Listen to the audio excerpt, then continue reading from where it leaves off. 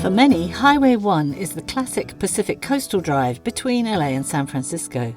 But continue north from San Francisco, and once you've crossed the Golden Gate Bridge, you're heading towards Sonoma County, referred to locally as the secret section of Highway 1.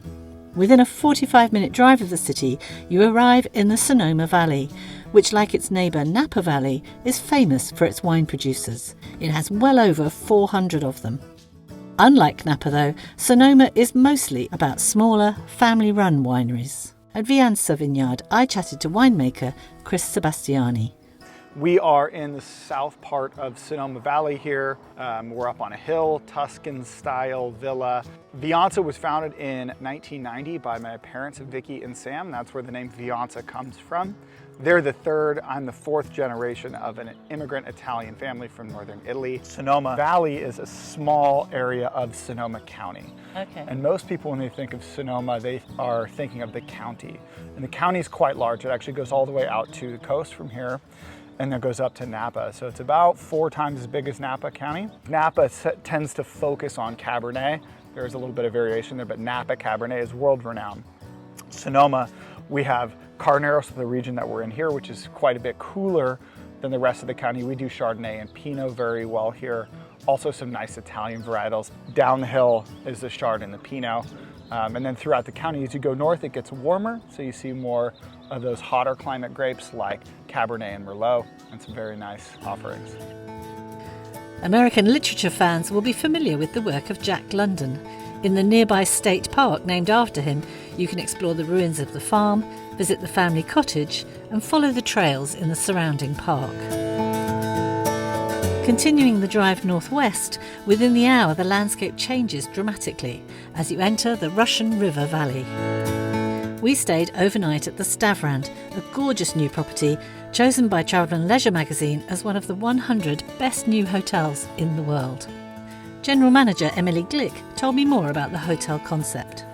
So when we conceived of the Stavrand, the idea was to bring in the best elements of a boutique hotel combined with some resort amenities and also some of the service and intimate scale of an inn. It is pretty unique actually, isn't it? That's what we try for. I think that the other differentiator is that we're here in the Redwoods, and with the huge towering trees just speckled throughout the property, people immediately relax and feel like they are at a unique place. I have to say you've done a fantastic job on the interior design. I absolutely love it. It's so different and homely almost, but luxurious as well. That's exactly what we were going for. So we have 21 guest rooms in total across 3 buildings, but nestled in this little courtyard space, and each room is actually unique. And in the local area, there's so much to do, isn't there? There is. Give me a sort of rundown of some of the experiences you can have when you come here. Well, within about a dozen miles, you have the coast, so the Pacific coast of Sonoma, where you have all of these beautiful hiking trails and vistas. And then just a few feet away from here, you have the Russian River and the summertime river sports. We also have the cheese trail and distilleries, so it's not just wine tasting here. And then there's a zip line, so if you want to go up in the canopy of these beautiful trees and zip on those high wires, you can do that too. If, like us, your time is limited, the one thing you simply have to do is take the short drive to the Armstrong Redwoods State Natural Reserve.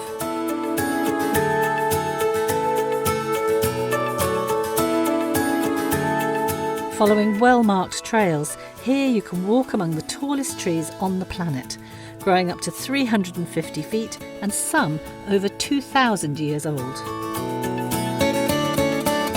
We've spent about 2 hours walking around here this afternoon, and in that time we've had rain, we've had cloud, and then the sun comes out, and then you really see the red of the redwoods. It's so stunning. When they talk about the contrasts of Sonoma County, they are not kidding. We've just driven about half an hour from the redwood forest, heading towards the coast, coming down through really pretty little villages and towns, all very kind of quaint and old school. And then you drive through gorgeous, lush scenery following the Russian River. And suddenly you realize you're on the coast, and you turn a corner and you get this.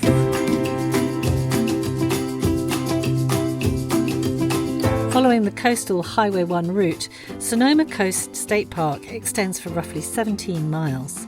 It offers endless wild, windswept beaches, as well as hiking trails and viewpoints for birdwatching, spotting seals, and sometimes even whales.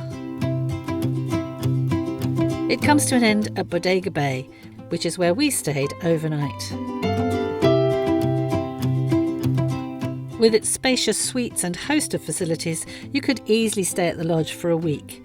But for us, it proved to be the perfect spot to mark the end of our short visit with a fireside Sonoma sunset.